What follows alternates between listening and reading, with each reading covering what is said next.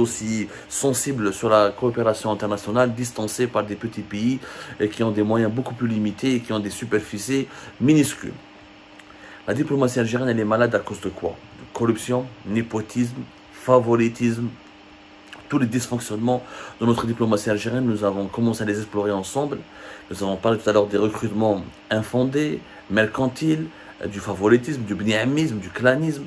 Nous allons parler aujourd'hui d'un tabou qui est vraiment, mais qui fait trop mal à la diplomatie algérienne. On le retrouve dans tous les autres appareils de l'État, mais il fait encore plus mal lorsqu'il s'agit de la diplomatie, parce que la diplomatie, c'est la représentation des intérêts de l'Algérie, la défense des intérêts de l'Algérie, la promotion de l'image et des intérêts de l'Algérie à l'étranger.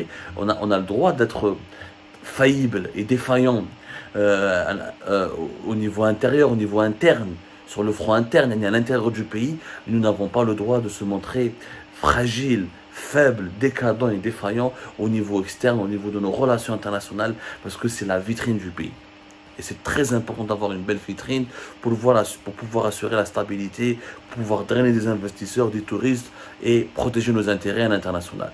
Le régionalisme, le gros problème de la diplomatie algérienne est le régionalisme. Quand on nomme, quand les nominations sont uniquement décidées sur des critères régionalistes, parce qu'il est originaire de mon patelin, de ma wilaya, parce qu'il est originaire de la même ethnie que moi, de la même tribu que moi. Le régionalisme, le tribalisme fait énormément mal. Un exemple concret.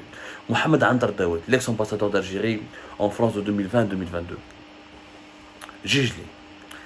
Qu'est-ce qu'il fait? Dès qu'il prend le pouvoir, il place un certain Mokhtar Terra comme délégué permanent adjoint d'Algérie à l'UNESCO.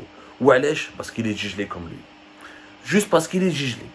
Aucune relation. L'UNESCO, c'est une agence des Nations Unies pour la culture et la science hyper importante.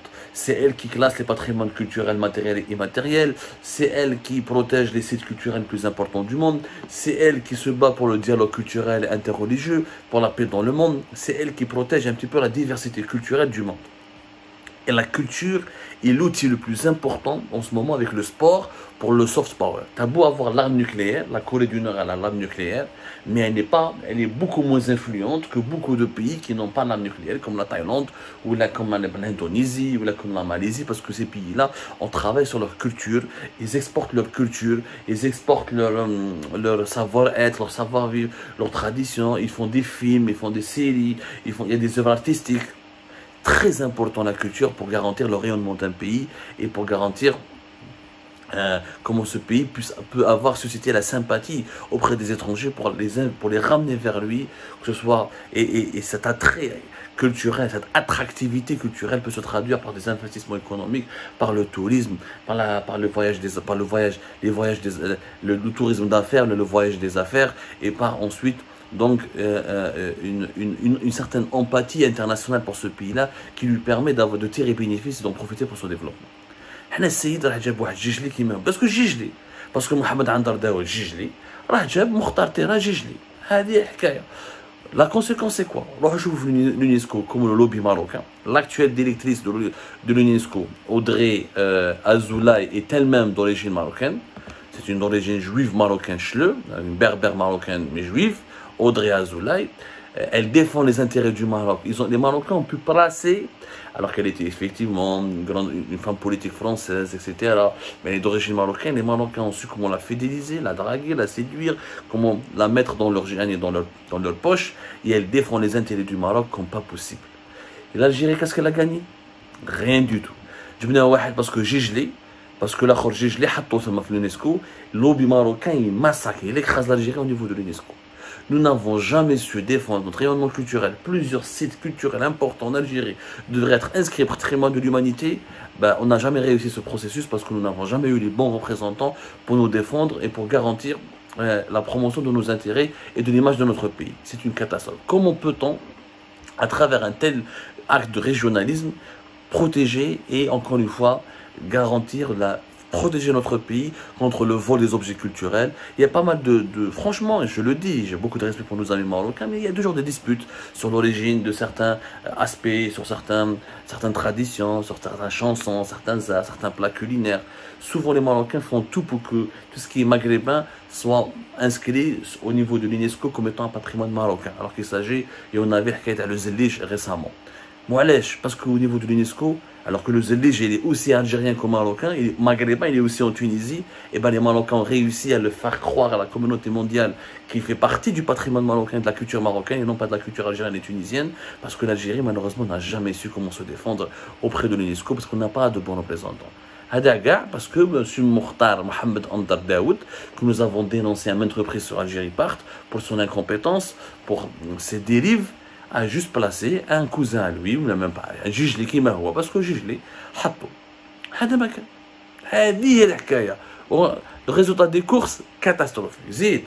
Mohamed Andar Daoud est intervenu auprès de ses amis au niveau de la présidence, notamment à la belle Marquina à Algérie Part, l'ami, le parrain de M. Mohamed Andar Daoud, l'ex-ambassadeur d'Algérie en France, c'est Abdelhafid Allahoum, conseiller de Abdelmajid Tebboune, ami personnel à lui, ex-député de Wilaya de Msila, qui par contre, qui est partant de la présidence et qui sera bientôt envoyé comme ambassadeur à l'étranger, parce que Tebboune il en a marre de ses conneries et des problèmes qu'il lui a causés, et ben, il est intervenu, Mohamed Andar Daoud, il est intervenu auprès de lui pour permettre la nomination d'un autre Djijli, Djijli qui m'a un certain Reda Boulassel, mais qui a été nommé cette fois-ci.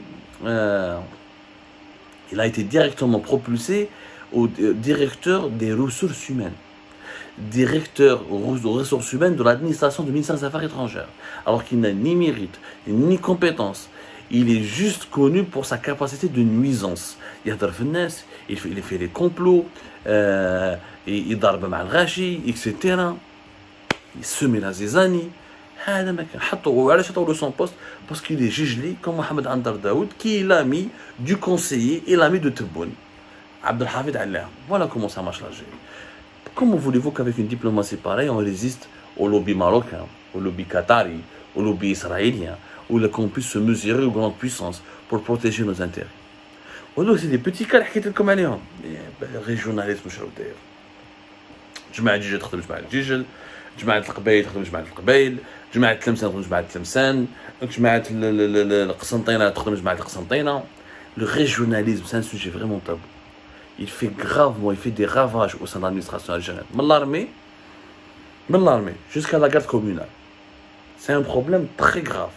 Mais quand il est exporté à l'étranger et qu'il est mis sur le devant de la scène, tant au niveau d'une ambassade, comme l'ambassade d'Algérie à Paris, ou là au niveau d'une organisation internationale comme l'UNESCO, c'est une honte. Parce que les étrangers ne sont pas cons. Les gens qui travaillent à l'UNESCO, ils se disent l'Algérie est un grand pays.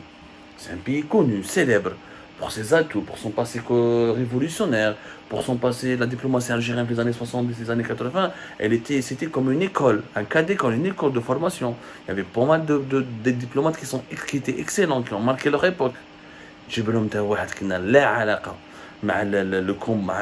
Les spécificités des combats pour le patrimoine culturel au niveau de l'UNESCO, des spécificités du travail de l'UNESCO, juste parce qu'il est Jijli comme l'ambassadeur d'Algérie à Paris, qui est l'ami du conseiller le plus proche du président de la République, يضحكوا علينا الناس. يضحكوا علينا. En fait, يبكوا علينا. Parce que l'Algérie ما تضحكش دوكا تبكي. Des dérives pareilles ما يضحكوش يبكوا.